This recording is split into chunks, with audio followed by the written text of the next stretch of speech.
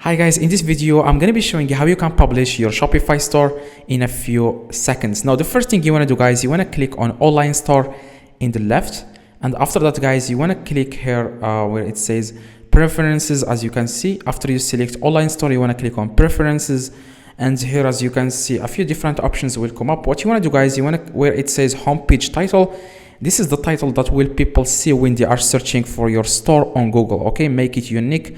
Just do some research about this. For example, I'm going to add here perfect watches. Let's say that my store is about watches. I'm going to add here perfect watches, find the best deals here. Now after that guys, you want to scroll down a little bit and click on homepage meta description. Just add a small description about your store, and then scroll down a little bit and click on okay. After you scroll down, make sure you see here password protection. And as you can see, because I don't have any plan right now, I am unable to uncheck this. Now for you, if you have a plan on your Shopify, you can see here something called restrict access to visitors with password. Now you want to uncheck that. Very important. This is very important. Make sure you uncheck that. Okay, the blue box, you want to uncheck it so that your password doesn't have a your Shopify store doesn't have a password.